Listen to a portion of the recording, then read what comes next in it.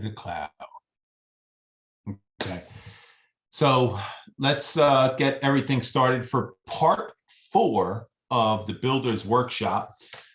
This episode, part 4, as you can see, includes the Gary Keith, not a Gary Keith, but the Gary Keith. The man with 2 first names. Yes, that's how important you are. That you had to be given 2 first names. Well, I got Wayne as my middle name, so guess what? Oh boy, so you're that important. You got 3 first names. Either that, or you could be a serial murderer. Gary Keith. Every night I murder cereal. I get those frosted. You're either real important or you're a serial murderer. So just be careful around Gary, everybody. That's true. So, but on a serious note, Orlando coming up on May 4th. If you haven't already signed up, sign up. I'm working on the training on that now, and I got to tell you, I was telling Jan, it's going to be darn good. I was going to use a 3-letter word that, well, another 4-letter word really, but that might not have been appropriate. But it's going to be darn good. Okay, it's going to be it's going to be special. Okay, so if you haven't signed up, please do. Okay, it's just going to be really important. It's going to help your career for sure. Next, yes, this is the Builder's Workshop, part 4 with Gary Keith. And Gary, at this point, you've only been here a couple months, but you've been in the industry for, I think, since Jesus was around. And I think at this point, most people know of you, right? Some may not, because it looks like we have some newer people here too. But just take a minute and let everybody know where you come from, what your journey's been like to get to where you are now. Man, great question. I was one of the first people that came off the Mayflower, and still living, still kicking. You can tell by the beard. But no, in all seriousness, gosh, it's been almost 30 years now since I've been in this wonderful and amazing and incredible industry. I'm going to be honest with you, Rob. I don't know of anything else I could have done in my life that would have helped me raise 8 children and for my wife to be able to stay at home all these years. Because I wasn't educated as far as book sense are concerned, or as far as degrees were concerned. And I just wasn't, I didn't have a family business, and I wasn't going to inherit a bunch of money. And so the only thing I had going for me was the ability to be able to hustle. And hustle, you can take it for whatever you want to, but to me, it meant tenacity and it meant grit. And those 2 things don't cost anything. There's no degree for them. There's no place you can go to apply to get tenacity, grit, and hustle. And so, you know what? I just said to myself, I can do this based upon my attitude, my work ethic, discipline, good habits. There's nothing that can hold me back. So as I was starving, a good friend of mine came up to me at church one day and he says, listen, if I was ever going to do anything different in my life right now, this was the mid-90s, he said I would be in the long-term care insurance business. I says, what is that? I don't even know what you're talking about. He says, Gary, he says, right now you're sitting with 6 children. And he said, I can tell you're probably struggling to make ends meet. But he says, this is going to be one of the hottest things that probably ever hit our industry and market. He says, we've come out of where people take care of people and families anymore to where kids are spread out. They don't take care of their parents anymore. The parents really don't want them taking care of them anymore. The dynamics has changed. Insurance companies are really pushing this long-term care insurance product. He says, if you can find a good company that offers a good system, he said, if I were you, he says, I would look in that heavily. I says, what do you do? He says, the first thing you do is you get your license for insurance. I says, how do you do that? I'm totally ignorant of this whole process. Now I'm going on blind faith, if you will. What's interesting, Rob, I have to be looking through the Sunday classified ad paper of the newspaper, part of the newspaper, if you remember what that was, where the jobs were. And lo and behold, you can call it fate, you can call it luck, you can call it being at the right place at the right time, whatever you want to. There was this company in Nashville, Tennessee, looking for a long-term care insurance agent in the Raleigh area. Now, I don't know if that was any more of a message to me than what? Two people now, or two things have approached me. I need to do that. Called up the ad. I was standing on Capitol Boulevard, if you know where that is. It's like a racetrack on Capitol Boulevard at this thing called a pay phone booth. That's more than just something that Superman changes clothes in. There were actually a telephone inside there that you'd pick it up, drop a quarter in, and pray you could hear the other party with the traffic running by 100 miles an hour. I called this guy up and says, I want to apply for your long-term care insurance job here in Raleigh. You got any insurance experience, boy? I said, no, sir. He says, you got any sales experience? I said, yes, sir. I said, I've been through the school of hard knocks. I got my PhD in it. I'm poor, hungry, and driven. He says, well, I like your attitude. I like what you got to say. Go ahead and get your license. Once you get it, I'm as poor as you can imagine. I'm as broke as they come. He says, I want you to fly to Nashville, Tennessee on your own dime. We'll reimburse you once you pass the class. If you don't study and memorize the 17-page script that we're going to give you, don't come. Now, that was back in the day when sales managers were tough and they meant it, and they weren't afraid to say what they mean. He mailed me, not emailed. He mailed me the 17-page script and the itinerary. Had 30 days to get my license and memorize the script. Now, I said in the beginning, Rob, and I'm sorry this is taking a bit long, that I had nothing going for me except for I had grit. You don't buy anywhere. I had tenacity. You can't find it anywhere in the store. And I had a hustle mentality. There's nowhere that you can purchase it. There's no college degree, any of that stuff. But I had those three things going for me. But one little thing I did have in school, in addition, I had the ability to be able to memorize things. And I said, I'm not scared about this script. I'll have that thing down, 17 pages worth. I had no money, no credit card, so I couldn't put a airfare on a credit card. So I said, honey, can you help me scrape up enough gas money? I'm going to drive to Nashville 8 hours on a wing and a prayer and a hope, but something I believed in. I drove to Nashville, Tennessee. I aced the class and the course. I came out amazing. I did it quite well. And I started making phone calls out of my home. They had leads for me. Now I got 6 children running around our little 1,200 square foot mobile home. And I'm trying to figure out how in the world am I going to make phone calls? Remember, I had tenacity, grit, and hustle. If you have those things, you find a way to make it happen. There is no excuses. You just do it. That education doesn't determine that. Good looks doesn't determine that. What you wear doesn't determine that. How you sound doesn't determine that. You just find a way to make it happen. And I did. So I got in there, started making phone calls. It was loud. I didn't care. I made appointments, went and made the sales. I'm selling a high-end product for insurance. I'm going to nice homes in North Raleigh and in Cary. I was scared to death, shaking my boots. I thought they put the pants on different than I did. I cut my teeth in the long-term care insurance. My first year, I sold $250,000 in premium in North Carolina. I was the number 3 agent in the country with that company. I was a rookie of the year. I did it for 2 years in a row, and they gave me a management position. They didn't give me anything. I earned it. They said, we're going to open up the Carolinas and Virginia as a regional manager. I said, I'll take it because I want to take my next step in my life. I took that. We took that bottom place team. There were 22 teams in the nation, the number 1 for 3 years in a row. And something happened, unfortunately, in the early about 2003 and 4. A lot of companies started bailing out of long-term care insurance. They were scared of it. They underpriced it. One of the saddest days of my life, that agency closed the doors. I would have done that for the rest of my life. But I fell in love with the senior market. I fell in love with Mr. Billy and Miss Betty. I fell in love with World War II. I fell in love with this age group. I fell in love with them. And so I decided to get into Medicare, final expense. And I've been doing that now for almost 30 years. I've managed great teams. I've sold a lot of insurance. I got over 5,000 clients myself between long-term care insurance, Medicare, and final expense insurance. I've taught and trained hundreds, if not thousands, of insurance agents across the country. I've sold millions of dollars in our agency. The last agency I ran, we're doing $7 million a year. So I've had some great success with it. I've loved it. I've built, I've done it. And I went to the corporate side for the last couple of years.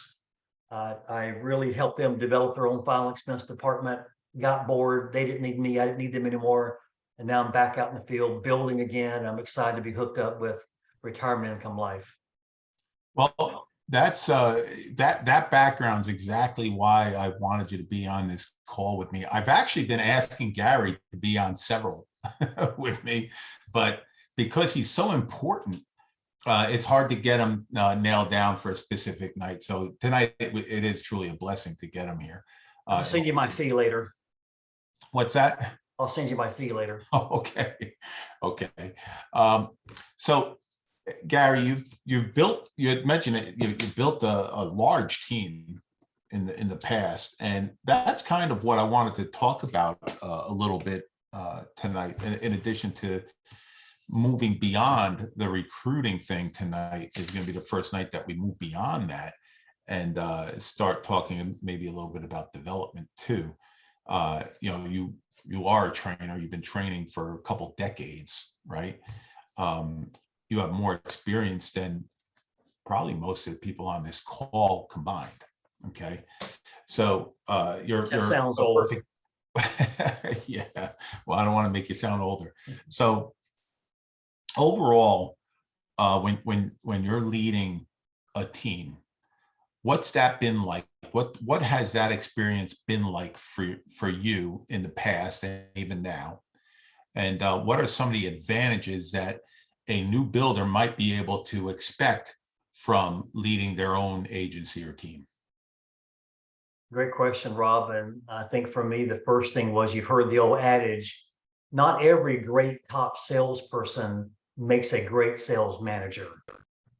And I used to think about that and ponder that. And I used to say, why is that the case? If you take the same principles you applied as a sales agent, you become top in your field. Why isn't that translating into becoming a top sales manager where you coach, teach, train, mentor others to success? And for me, I found out a little secret, and that is most people change, not for the good, but for the bad, when they get to wear the hat of sales manager, supervisor, or leader. Something happens to them. And it's not a good thing typically. This is not in all cases, but I watched it. I said, I don't want to be like that, because I do want to be a sales leader, manager. I want to be someone that can be a mentor and a coach. So number one is, don't let it go to your head. Don't change who you are down deep inside. Apply the same principles that you applied out there in the field when you saw Mr. Billy and Miss Betty. And so let's see if we can mute this person here. I can't do that. You can't. There you go, Rob. So first and foremost, I apply the same principles that I apply in the field. I treat Miss Betty with respect. I treat my clients with respect. I treat them as family, kind of like Jan does. I follow up with them. I take them things. I do things for them. They trust me. They like me. I just take the same principles without letting it go to my head. Going to your head means that's where the ego sets in. Ego can be bad if it's not controlled or tamed. So for me, I never allowed that to happen. I just want to be the same person and not allow myself to think I'm better than someone else just because I got a leadership position. So first and foremost, be the kind of person, apply the same kind of principles you are out there in the field. You be respectful, you be kind, you be loving, you be caring, you be nurturing, you be there for the people. Don't let the overrides go over to your head, and don't let the position go to your head where you become egotistical and in some ways narcissistic. Yeah, you know what, you nailed it on those two things there. You know, and it's something I firmly believe in as well. And I think that comes more from experience. We're two of the older people in the company. You know, of course, we have some guys like Dan and Joe Tisler and Melvin that are you know, in our age range, maybe a little bit younger, maybe around the same age, maybe who knows. But one thing that we learn over time is that you need to stay true to yourself. you don't let, even if somebody does something or runs afoul of you, you don't let that change who you are deep inside. You have to always stay true to who you are and stay true to what your core values are. Like you had mentioned, the principles. And those core values and standards are basically what you're going to use to build your own culture in your own agency and organization. So yeah, I think you nailed it right on the head with that for sure. Now you had a very large team at one of your stops along your 25 years. That team had done 7 million, you had mentioned, which is, I don't know if anybody understands this, but $7 million in a year is tremendous.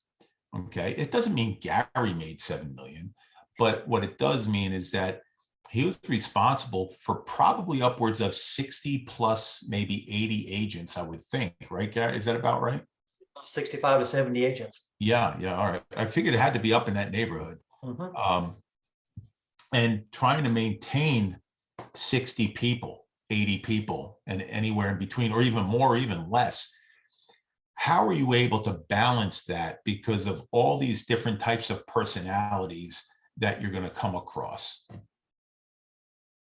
Yeah, I think it once again goes back to the first thing we discussed, and it all starts from the top. Everything else flows downhill from that. They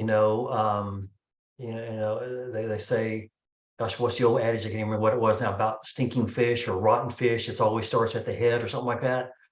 And so it's really top down. What are you doing when you're having your generals meetings, what I call it, your captains meetings, when the leadership is getting together? What's being discussed? What's being talked about? Are we talking about, let's see how we can take advantage of the agents? Let's see how much we can make them pay for this leads.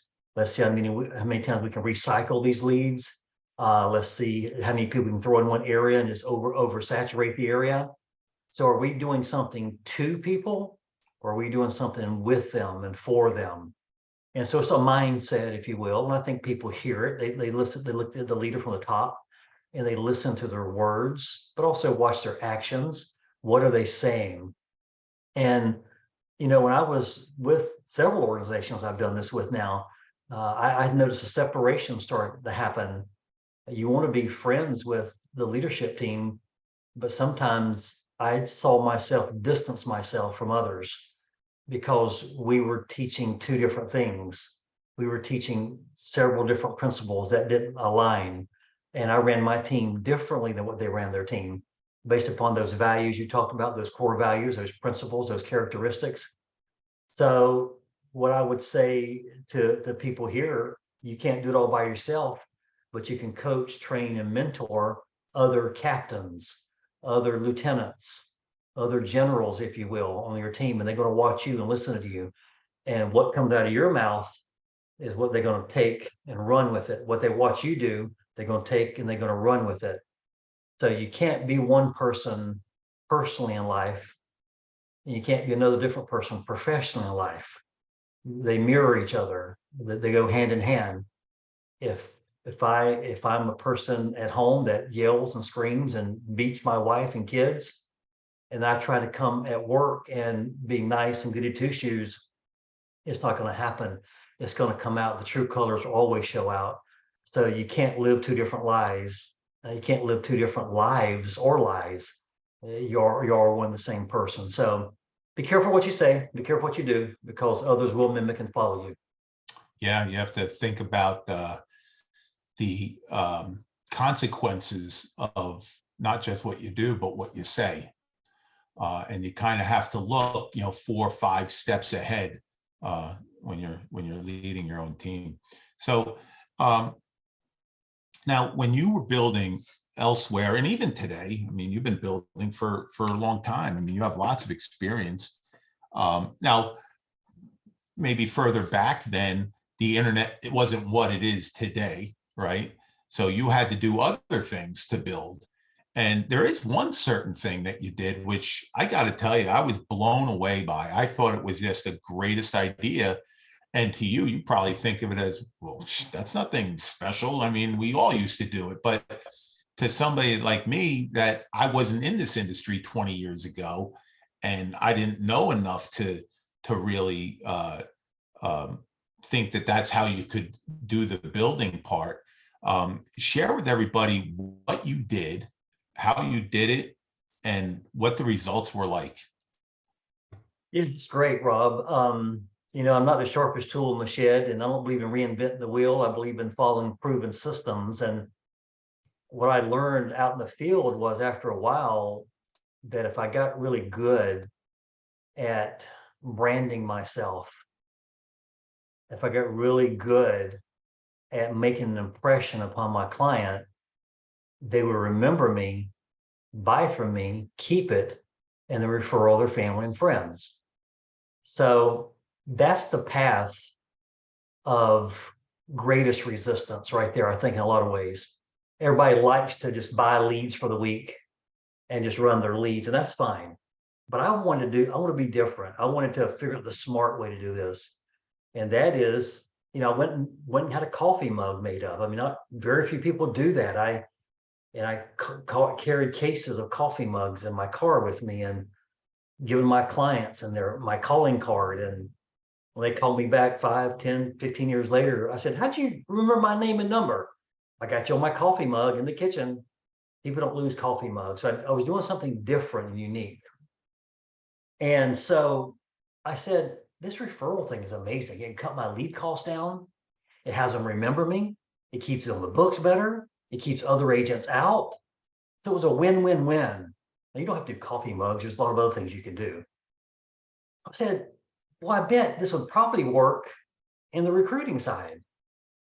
Nobody's doing it, or very few. Everybody wants to run an ad, which is fine. Everybody wants to pay for somebody else to do the marketing for them, which is fine. Those are okay. But I said, what about if we just learn to network within the own group, keep the costs down? They'll be better prospects anyway because they know somebody. So I started hiring people. I said, now listen, welcome aboard. Good to have you. I sit down with them, have a meeting. Who's your top 3 friends or people that you know that would be good at doing this business? Because we want to start there. And I would give them some ideas of places to contact. And I would say, here's the areas you don't think of. Who do you know that's in the restaurant or hospitality industry?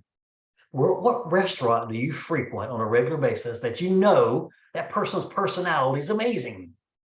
As a matter of fact, I was at one the other day and it was just absolutely incredible. And that you could approach, or you will approach. How about someone in the hospitality industry? These are people who have to greet people, meet people, have to put on a good face at all times. So I'd give them ideas. Let's write down a name. Okay, great. This is you go over here then to Olive Garden, and you've been going there for years, and you see the same waiter, waitress, or server, right? Okay, fine. Ask for that person this time, and this is who we're going to approach. We'll go there for lunch. We're there together. Then I would say, if it's a female, where do you get your hair done, nails done, eyebrows done, massages done? These folks are in commission sales, folks, or they're into getting, tips and stuff like that. That's how they make a lot of their money. They have to learn how to relate to the public, and they have to learn how to, put on a good face and have to have a good personality. Then I would say, how about pastor and teachers? Pastors are great teachers. How about teachers in school? They're underpaid, overworked. Who's a good teacher that you know? What school do your kids go to? I'd put some things in their mind when I would recruit someone. Let's create your warm market list, because that's what I'm going to help you work. We're going to work this together. I'm going to help you build your team. I'm going to help you put what you're doing right now in sales on steroids. I'm going to help take you, because you're only one person, can only do so many hours and so much business each week. I'm going to take your 5,000 per week and help you turn that into 25,000 a week. And you're going to be getting overrides on the other 20,000. At a 10% clip, you're making an extra $2,000 a week. How's that sound to you? Just by sharing this with some people that you're right in contact with. The 4th group of people was salespeople. If they come from a background of sales, who do you know? Who do you know is in the cable business door to door? Who's in the gutter business door to door? Who's in the security business door to door? Who is in maybe the insurance business that you know prior to, or that you've done business with before? So I prick their minds with that. And then the last one was, I would say, the healthcare industry. Those people are great, especially if they're in the senior market healthcare. They understand Miss Betty, they understand Mr. Billy. So I would sit and meet with these new recruits that I would bring on board, and we would brainstorm in those 5 categories until we had a list of people. And then we would call them together, we'd sit down and we'd have just a phoning session. And that's how I built teams, is that they didn't run one ad, they didn't pay one bit of money. And here's what's interesting, Rob. Then you start multiplying that. We hire your buddy, you work with him prior at another company, you both are in door-to-door security sales. He's coming on board. Now we're going to sit with him or her. Now let's make their list. And we started duplicating and multiplying that way. I've done that now with several companies, and been the most economical, and it's been the best results. You know, I mean, that is really just great advice, Gary. It really is. You know, that's something that, and referrals are probably the weakest part of my business. It really is. Whether it's you know, going out in the field and or even, you know, recruiting. So you know, for somebody to have such a great handle on it like yourself and be able to share that with us is tremendous, because this is advice that people can use in the field and even in recruiting. Excuse me. Well, let me say this, Rob. There's rarely a restaurant that I go to that I frequent quite often that I don't approach one of the servers about an opportunity. I just recently, hey Cassie, you did such a great job tonight. Your attitude is amazing. You hustled all over this place. You served us well. You always filled our drink. Always compliment the person if they do a great job. I says, listen, are you happy here? Are you making all the money that you want to make? If there was an opportunity out there to increase your income, would you be open to that? And she goes, gosh, I'm killing myself. I says, I mean, I'm good at what I do, but I'm working all the time and I have no time. And so there you go. There's your foot in the door. Hey, are you happy doing what you're doing? Are you making all the money to make it? Would you be open to an opportunity to increase your income, maybe with less hours? I'm telling you, they're out there, tons of them in that restaurant industry that we frequent all the time. That's one of my favorite places I go to a lot, is restaurants to do that with. Now, if I go into a hospitality place, I do the same thing as well. Typically, if I meet a great person in front of a hotel and they're just dynamite, smiling, happy, just glad to see you, you can just tell it. You know, those people aren't making the kind of money they're want to make. You know, they're working weekends and holidays when they don't want to work that. I know that. Yep. Same with you, Rob. If I find someone in the car business as well, those folks, you know it, you're working all the time and they don't have a life. And so I try to reach out to those folks, and they're usually the easiest ones I go to. Yeah, you know what? You know, me and Jan have done that. Jan's far better than I am at that stuff. You have to be a natural connector, you know, at least in the beginning until you get comfortable doing it. I'm a little bit different because you know what, I'm constantly going. And so I find that sometimes when I'm out to dinner, I'm shutting it off and I don't want to get involved with that conversation. But I got to tell you, my wife, she will listen. If she thought the bush out front could sell, she'd be out there recruiting it, for sure. But That's great. so you've done a lot of warm market. So let me explain the difference between warm market and cold market recruiting for everybody. Warm market is somebody that you've had contact with prior to the job. Okay. Somebody that you've talked to face to face, not in an interview type of setting. Somebody that you've had some kind of knowledge of. That's a warm market recruit. A cold market is somebody that's applying for a job. Basically, they're answering your ad, and that's really a cold market. And from my experience, and from what I have seen, especially Gary had mentioned that certain people, especially in the healthcare industry, nurses in particular, usually make fantastic life insurance agents. If they can just get through that door-to-door routine, they are going to be unbelievable.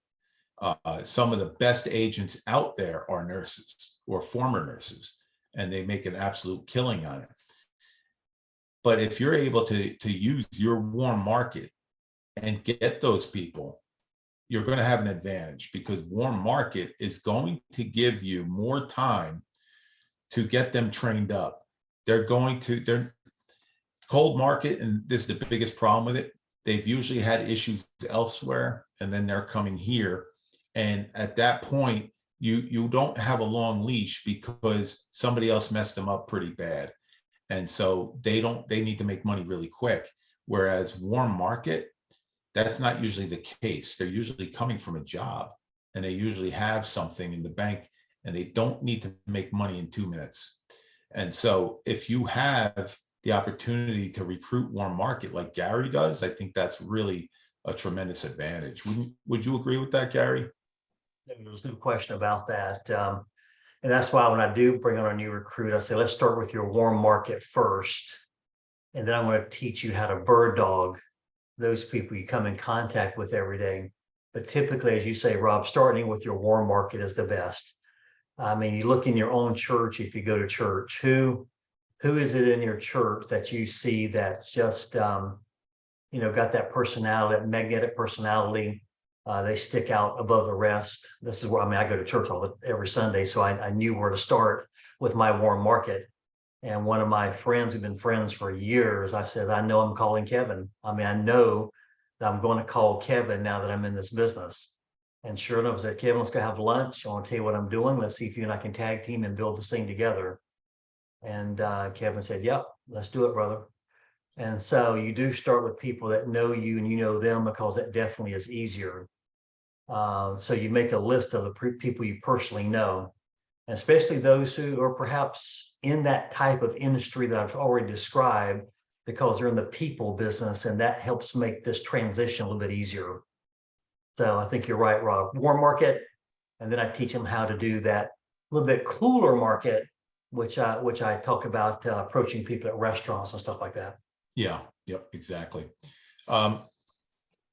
We've gone over in this is our fourth call, and we've gone over where to find people. We've gone over interviewing stage with Jan last week, what you're saying to them, some questions you're going to ask them. You can even just basically talk about their passion, for example, and just by talking about somebody's passion, they're going to give you all the information you need to know about them, as far as being, the type of person they are even. And that's kind of very important. And we've talked about how you have something of significant value in your agency and what you're offering people, at least here you do in retirement income life.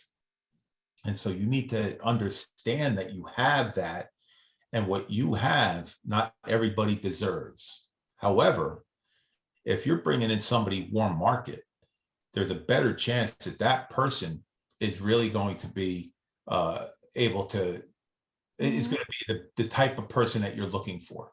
So, Gary, I do have a question that Melvin had posted here.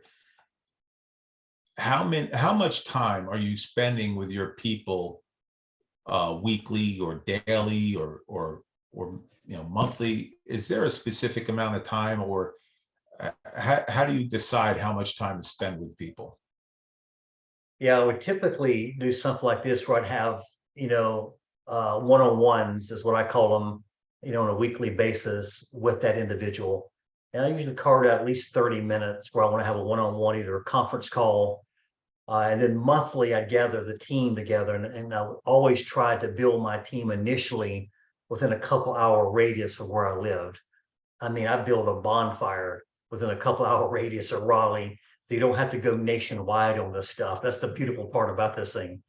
So I had like a huge bonfire going of probably within a 2 hour radius of here was 40 to 50 of those 60 to 65 people. So once a month, we got together live. I thought that was so important. just rub shoulders, to break bread, to share idea. You got that, mosquito? Good. It was a fly or something. Sorry. Who do you think you are, Mr. Miyagi? Yeah, So we do that, but I would 30 minutes a week at least. I'm on the phone, just a one-on-one, where I wasn't out running appointments, and it usually was my Fridays. I would set the time aside to just say, "Hey, what's your team looking like? Who you bringing on board? Who do you need help with? What do you need help with? How can I help you in this process?" And so it's just one of those just meetings where you sit down and drill down with each player. And as the team got big, that took some time, and so I would get less and less out of the field. I was spending more and more time doing that, which you can appreciate that as time goes along. So once a month was a team group meeting, and then at least 30 minutes per week, I was having one-on-one conference calls with my team, and then I would have a what I call a leadership meeting once a week as well. So I was into it. yeah. Having that camaraderie with that once a month meeting is huge. Uh, Unfortunately, we can't really do that because we are spread throughout the Southeast. sure, But that is something that me and Jen used to do when we had our teams in the past. And, it just feels great, and to get to know the agents on that personal level, which is that's what's going to really separate you from being just a manager especially in this industry where you can't be a manager. Everybody's a 1099 employee. So what you have to learn is that balance where you want to be a leader, and a good leader is going to get to know the individuals, the people, and care about them, and truly care about, not just act like you do, but actually really care about each and every one of you. And so when you do take on that responsibility of building your agency, whether you're doing it now or you're doing it in a year or 5 years, you're going to have to make sure that your mindset is right, and you're going to really take on that leadership role, which is more of an assistant role. You're the assistant that everybody needs to get to or to be successful. So if, as a leader, if they need something, your job is to get it for them and help them with it. Get them the training that they need, give them the support if it's leads or whatever it is. And Gary, I would imagine that you've done just that over the years. which part? Getting to know your agents or the people that you're leading, personally. Sure, no question. I had what you call hot spots in North Carolina, 4 of them. I had a Charlotte hub, a Greensboro hub, a Raleigh hub, and a Wilmington hub. And so those were my 4 hubs I focused on. And so as often as I could get there, I wanted to, so I could rub shoulders with the new people that were coming on board, so they could see me in action, so they could hear my story, so they could see me do the presentation, so they could say, this guy is not just talking a big game, he actually lives it. And so yeah, the more you can do that kind of stuff is great. Now we're fortunate now, Melvin and everybody else, we got Zoom meetings now, which I didn't do back then. I mean, so you don't necessarily now, I mean, it is nice to rub shoulders with people and do things with them, but push come to shove, you can do a Zoom meeting now once a week with your team, and or daily, or ever often you want to, and at least you can see their faces and hear their voices and participate like that. So this is a huge breakthrough for all of us in building a team even quicker. Yeah. So let's just move on to, because we got about 10 minutes left, and just want to kind of move on from the recruiting part of the Builder series now, and start getting into a little bit. We're going to touch on it is the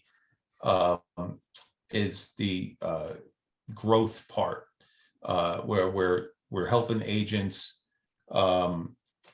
We're helping agents grow. We're helping them become better, even become leaders. In particular, I'm sorry, 1 second.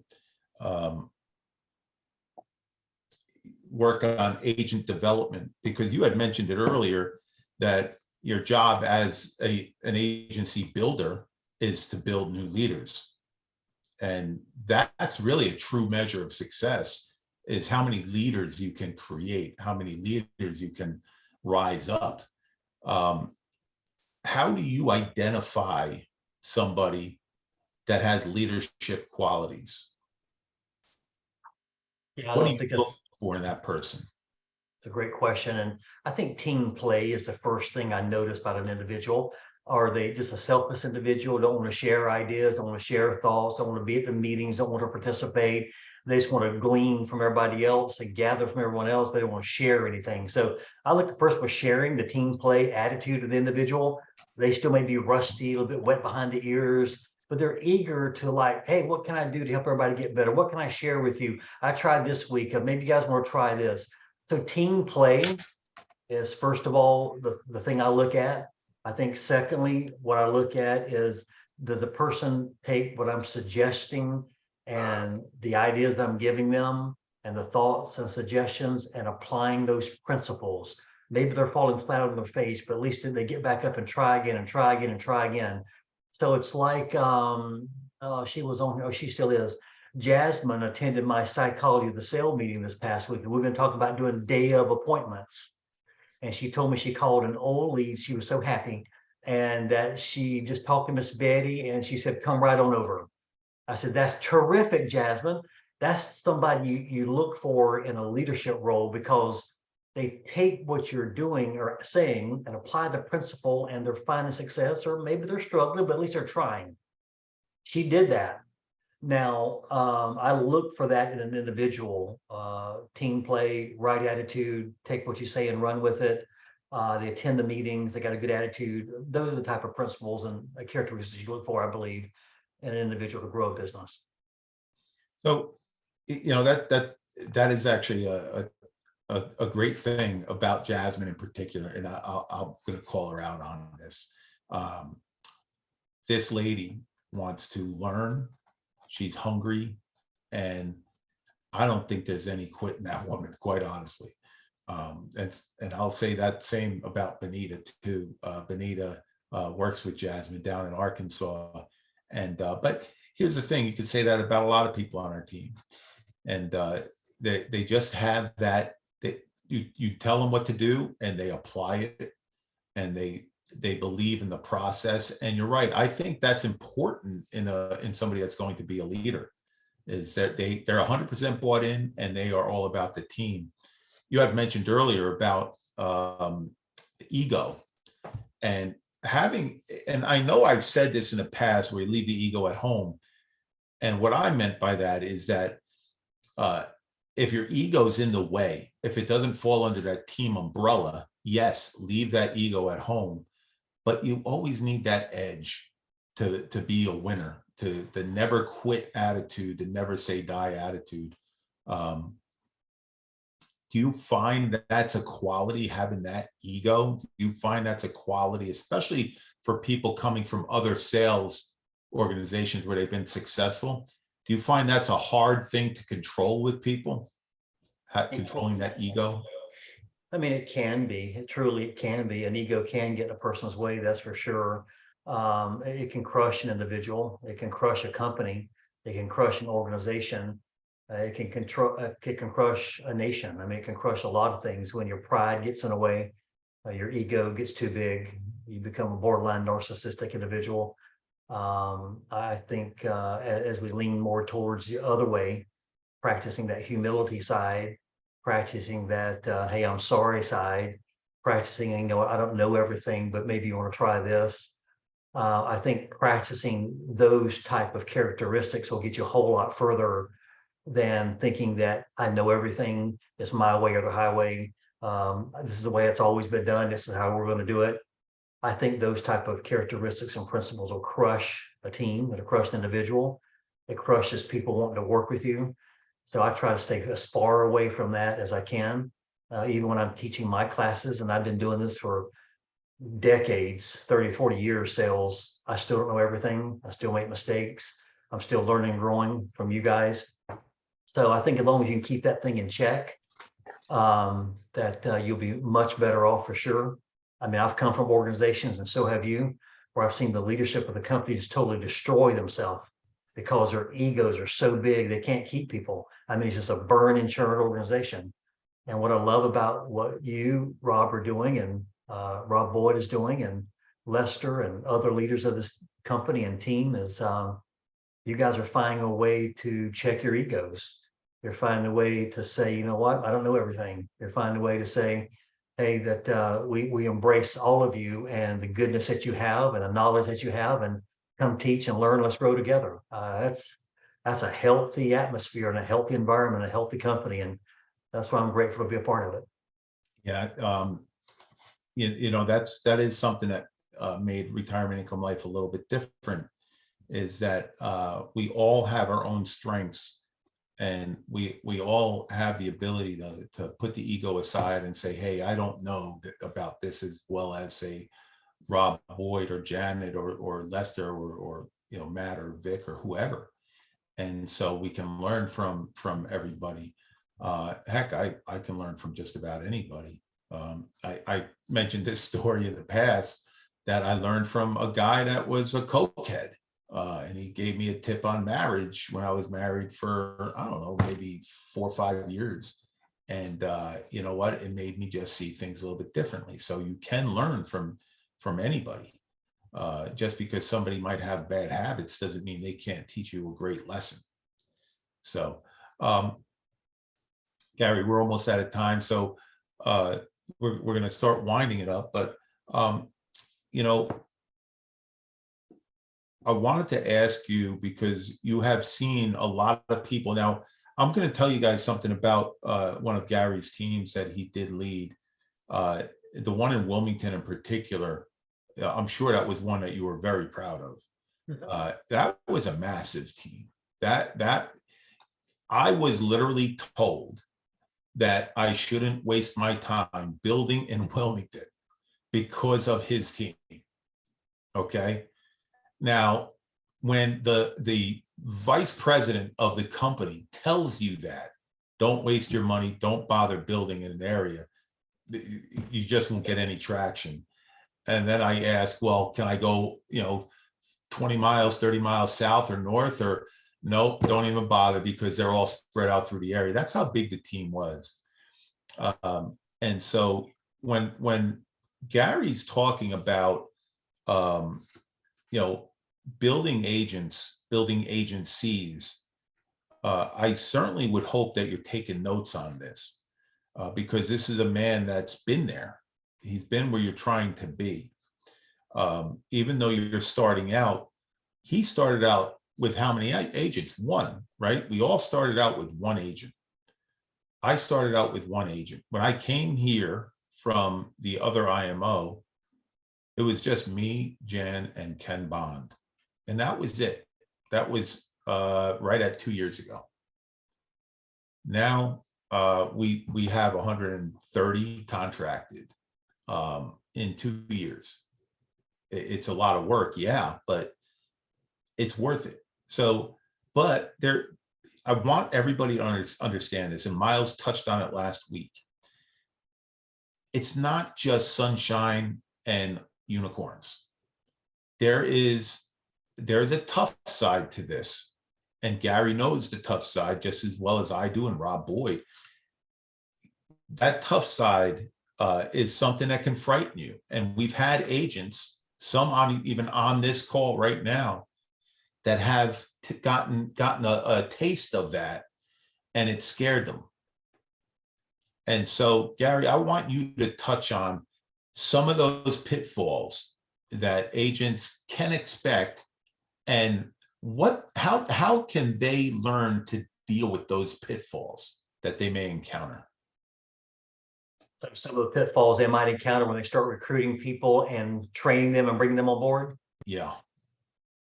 Yeah, I think the tendency is in the beginning that our mindset is we're like salespeople. So we go from client to client, place to place, without getting referrals, without branding ourselves, without post-closing, without loving the one we're with. We're in that mindset. Okay, we're in the hunter mindset. Let me get the next one, without taking the care of the one we're with. And I suffered through that in the beginning. But I learned to change my mindset. And that is, I want to solidify this deal. I want to keep this deal. I want to be long-term relationship. I want that mentality like Jan has, that boy, when I call them, they're happy. They know me. They're eager to see me. I want that relationship. And the same is true. The same is true with recruiting. I'm going to tell you, we got a huge competitor in this country right now. And anybody who leaves there, the number one complaint is they hired me. I never heard from anyone. I'm like, why? Why? You've got 10,000 agents, but what, 1,000 are producing? I mean, why? Why go through the contract? Why go through that process? So slow down for a minute and just love the one you're with. Love that agent. Love that individual. I tell everybody when I recruit them that their income and welfare matters to me. I'm not interested in just throwing a number up against a wall and see if you stick and see if you're going to make it and just see where you are a year from now. I'm not interested in that program. I'm interested in if you're hungry, you're eager, you got that tenacity and grit I'm talking about. I'm interested in spending time with you, teaching you, training you, coaching you, and mentoring you into success. Now, a lot of this is going to be up to you because you got to take the initiative. But once you do, I'm going to be there for you 24/7. So pitfall number one is just hiring people, throwing up against a wall, forgetting that person, and going after the next one. That's a recipe for disaster. So don't fall prey to that type of recruiting mentality. It doesn't work. So love the one you're with. Number two is never ask someone to do something that you haven't done or not willing to do. That's a recipe for disaster as well. If you aren't door knocking, then it's gonna be tough to ask somebody else to door knock. If you aren't getting referrals, it's gonna be tough to ask someone to get referrals. If you aren't branding yourself, it's gonna be tough to ask someone else to do that. You got to live what you preach because it comes through your voice, through your demeanor, through everything that you are. So if you aren't doing it, either start doing it or don't ask someone else to do it until you are doing it yourself. And I think that's really, really important as well. And number three, if you tell someone you're going to be there for them, you got to be there for them. That means if they're in a house and they're out there in the field and they're with Miss Betty and they're making a phone call when you're in the house too, as the leader or as the manager, you're going to have to say, Miss Betty, I'm so sorry. I really got to take this call. Would you excuse me for a moment? And you got to be there for that agent. You got to take that call because that's what you promised them. And they know that. And so they're dependent upon that. Don't leave them hanging out to dry. Be there for them. So I think if you can avoid those three things, Rob, I think you can set the foundation for good success. Yeah, that's some great advice, man. That really is. You need to take care of the people that are trusting you with their career, with their future. And I think we do a pretty good job with that here. There are other agencies, which Gary actually just has a gentleman that's coming on. And that's the exact issue that he had. But here's the thing. A lot of the guys on this call right now had that same issue with that same company. So this is nothing new. And I'm going to be straightforward like I always am. I'm glad they do it. I am 100% glad they do it. Right. Because it's like taking candy from a baby, honestly. So, but here's the thing. I know what we bring to the table. And if I tell somebody I'm going to do something, I'm going to do it. Okay. Except for making a video for Rob Boyd. I forgot to do that. I gotta do that. Sorry, brother. I got to do a training video for him. But other than that, yes. If I tell you that if you call me, I'm going to answer the phone unless it's something else going on that I can't get out of. I'm going to answer the phone or I'm going to text you. And if you're making promises to people that you're going to bring on, what you need to understand is that they're trusting you with their career. And as Gary said, you got to live what you preach. If you're telling them you're going to do it, you better do it, because there's people will forgive you if you make a mistake, but they won't forgive you for a bad habit and continually making that mistake, because then you're just insincere. So just make sure that when you do recruit, if you do recruit, that you're going to live what you preach, as Gary said. Next week, we're going to really get into, I guess, building the agent themselves, how to train the agent, how to really develop that agent. And I'm hoping my guest will be available next week. And then for the last episode, we're going to have a special guest who actually sold his agency for an amount of money I can't even begin to imagine.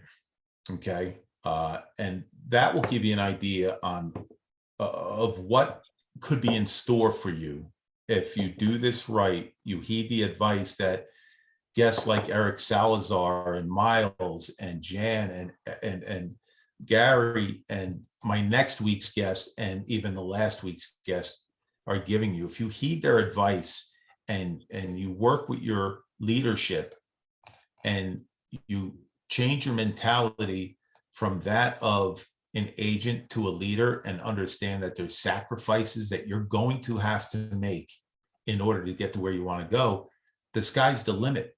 And maybe one day you'll be in a position where you'll be on the 6th episode of a builder series because you ended up building an agency which from scratch, which turned into a gigantic IMO, which ended up selling, and you could retire anytime you feel like it at that point. So that is what the potential is. And our guests have really been fantastic in teaching us how to find people, how to recruit them, how to treat them, what to ask of them. And now we're going to get into the development and then the final episode, which will be the basically the ultimate goal. And we'll talk about that then. So that's it for tonight. Anybody have any questions, please, you can unmute yourself and just ask away to Gary or myself. Hey, Rob, I have one thing I want to mention. I know the other night on my call, I think you mentioned another way to find agents for our agents who are out in the field a lot and maybe not out there in restaurants, looking to hire waitresses and stuff like that. Their easiest to access are those business cards that you find in houses with the clients, or if they stop at the store to go to the bathroom, and they look on those poster boards and they find people that are already licensed. Because what happened with you the other day, you took that card. I called the guy, right? I had a half-hour conversation in the middle of an appointment and really dug deep, and look at the guy we have a Zoom with tomorrow. I mean, that's powerful. Yeah, this gentleman's card. If you read my post on the WhatsApp the other day, I talked about this house where as I went through the threshold of the door, I started dry heaving really bad because it was the worst house I've ever smelled. And I had to take a minute and gather myself and went to my truck so I could figure out my game plan here because I couldn't go in. And so doing that, I ended up going back to the door because I figured out how to approach it. So I said, hey, I'm allergic to dogs, which I'm not. The house smelled so bad that the dog couldn't wait to get out. And I'm not kidding you. That dog did not want to be in that house. And so the lady wasn't dressed very well. So I'm kind of glad I didn't go in anyway. And so, but I figured, you know what, I'll just, she wanted me to come back the next day. I went back yesterday or 2 days ago and I knocked on the door and she wasn't there. So I said, okay, you know what? I saw this guy's business card on her door and this is her insurance agent for sure, because why else would the card be on there? I took a picture of it and I sent it to Jan. I said, hey, please reach out to him. Well, the guy has 14 agents under him and he's willing to listen to our opportunity. And so he's at 70% with a competitor and his entire team is at 50%, 50% commission. So I'm thinking that we have a pretty good shot to land him and his 14 agents. And if that's the case, and if one of you guys do that, and even if you're afraid to call, If you're under Lester, call Lester. If you're under Boyd, call Boyd. If you're under me, call Jan.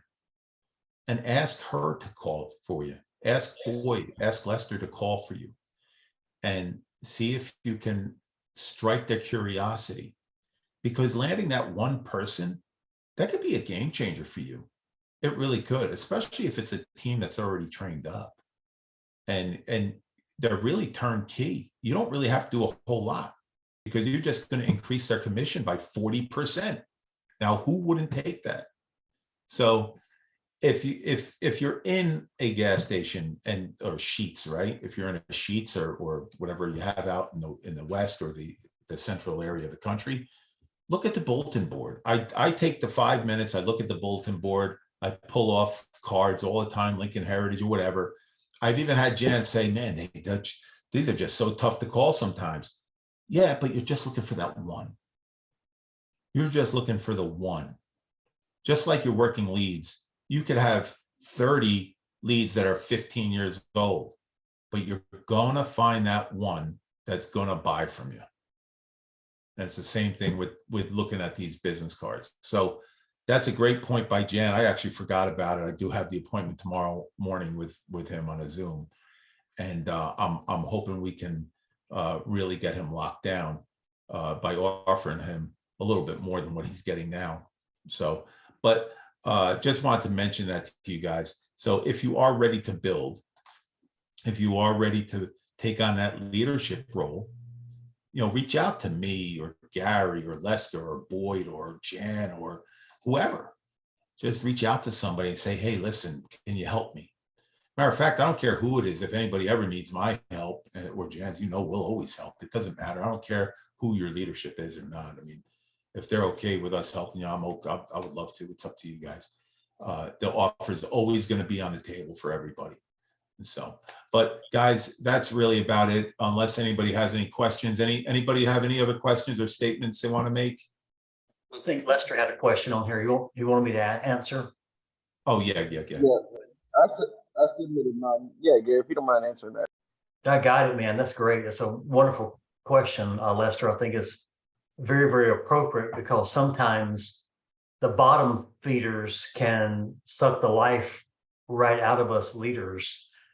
And in the beginning, I was so busy wanting to help everybody because I want to be a nice guy and come across as a nice guy. And that's still not going to change who I am as a person, but I had to start setting some parameters because I realized people will take your time up and not do anything. And neither you nor I have that type of energy or time to be able to do that. So that's the importance of my 30-minute meeting with that person that week. We're going to talk about some guidelines, some direction, and we're going to give some things to do for the week. And we're going to come back next week. And if they are not done, then I'm going to just check the person's seriousness. And I'm got to where I can be nice, but I can be pretty straightforward. Hey, listen, recruiting and building is not for everybody. And if you're happy being a top salesperson or a solid salesperson, I'm happy for you too. And you can take that and run with it. But you said you wanted to build, you said you wanted to grow, you said you wanted to get out of the field eventually. That's going to take some efforts in some other direction. And we talked about you're going to have your warm market list ready this week so we can start making our phone calls on those. What changed? What happened? And so you start treating it like a business from that standpoint of not let them just jerk you around, waste your time. I'll tell you what, we're going to do this one more week, and I need to see your warm list of 5 next week. And because you said you want to build, you want to grow, you want to eventually get out of the field so much, and I'm with you and I hear you, and you're doing a solid job in the field, and I think you're doing a great job with your attitude. So keep that up. But if you want to be on my builders team, then you need to come through because I'm going to tell you my time is valuable. I mean, I love you. I'll break bread with you. I'll go do things with you, but I can't be spending these 30-minute time slots each Friday if you aren't going to do anything. Are you committed next week to having your 5 names down of the warm market list so we can start making phone calls? You are? Okay. Well, that's great. And if you aren't, maybe I'll take you off the builders route for right now. And then that doesn't make you a bad person. Just keep selling, keep doing a great job, and we can relook at it down the road. Is that fair enough? So you start separating the wheat from the tares, the sheep from the goats, and you figure out who's serious and who's not by just having upfront talks, respectful, professional upfront talks with people. And that, boy, that has saved me immensely headache, heartache, time versus letting this thing drag on and the person does nothing and they're wasting both of our times because you don't have the time, neither do I, especially once you start building and growing like I was growing. I mean, we're doing a couple $100,000 a week in premium. And I'm like, there's just no way I cannot do it. So you start separating that person and say, hey, you keep doing what you're doing on the selling side. Don't stop it. You keep rocking and rolling, and when you're ready for building, you make sure you get in touch with me. Next, who's my next guy? Love that. Thanks, Gary. Anytime, bro. Appreciate that. Yeah. So Great with that, answer, Gary. Great yeah, answer. that's what I do. Learn to separate the wheat from the tares. And so I was going to tell everybody on the call tonight, don't walk away from this call without starting to make your list, your warm market list. I want you to think right now and put it down on your note section in your phone. Because if you walk away from a training class or a builder's class, whatever kind of class, and if you didn't do a takeaway and an action plan, nothing happens in life. That doesn't make you a bad person. It just makes you sort of undisciplined. And we all are guilty of that to a certain degree. I'm one of those kind of people that I'm going to take a note and I'm going to dig an action plan. And if I'm serious, I'm going to put something in place and I'm going to have a follow-up plan. So right now that you go on this call tonight, I would recommend, and you get with your leaders on this, go ahead and start with that warm market list. I want you to think of the person that you know in your life, 3 of them. Church meetings, socialization, you do gaming with them, you play sports with them, you play cards with them, you go out on the weekends with them, but they're dying in life. They're not making the kind of money they want to make. They're in sales, they're in hospitality, they're a pastor, they're a teacher, they're in the restaurant business, they're whatever business you can think of. 3 people I want you to think of tonight before you put your head on the pillow. And I want you to put them in your notes section on your phone. And I want you to get with your leader by tomorrow and say, listen, I've come up with 3 names. Then this person here, we go way back.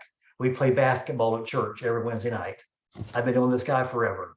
He's in this business here and he's not making enough money. He's struggling to feed his family, but I think he'd be great here. Will you help me come up with a plan to reach out to this person together, or tell me what to say and I'll do it. And let's start this process of building my warm market team. Once you bring that person on, you teach them to do the same thing and you start duplicating yourself. It becomes fun, folks. I'm going to tell you, really fun. And one of the guys I did this with, he wasn't much of a builder, but he brought a couple of people on. And one of the guys was with American Income Life. If you know much about them, they work their people to death, but they make peanuts. And I got into this nest of American Income Life agents. We just started networking, all of us. And that was a part of my team I built here in Raleigh, a big part of it. So start your list tonight. You got to have an action plan. You can't just have knowledge come into you or information come into you. Do nothing else. All I did tonight was make you feel warm and fuzzy, and you can get that by taking a shower. So that's not going to do anything for you. You want to have an action plan. So tonight before you go to bed, 3 names that you rub shoulders with, that that could use more money and a better opportunity. You don't have the answer yet on how you're going to approach them. That's okay. You got the names first on the paper. Now you start thinking about it. Things will come to you. Get with your leader. Let's put together a plan and say, how would you approach this person? Can you approach them with me? Let's do this together. And that's how you start building one step at a time. Yeah, great wisdom right there. Seriously. One thing I will touch on as well before we end this is that if you're concerned with how you're going to train these people, that's what your leader's there for. Okay. And also keep in mind, just because somebody that you bring on isn't the one that's going to last or be the stud that you thought he or she would be, they may connect you with the right person that might be that game changer for you. Amen. Down the road. That's happened with us many times. It's happened, I can't tell you how many times with me, and same with Gary and Boyd, I promise you. So Just keep that in mind before you judge somebody, that there is a purpose for that person to be in your life at that time. And so, any other questions before we let Gary get back to his evening? I know he's a party animal and he's ready to hit the town. Yes, man, I can't wait to tear into that ice cream. Yeah, I'm sure. I am sure. So, Our 3 names tonight, folks. 3 names. You got this. 3 names. You can do it. yep, get it to your leader. All right, guys, listen, thank you for jumping on and investing in yourself. Thank you for Gary Keith for helping us out with this episode. He did a fantastic job, and appreciate Jan jumping in and helping out as well. So guys, have a great night. Go get your 3 names, get them to your upline or your leader, and let's start building for you. Let's make it happen for you. Have a great night.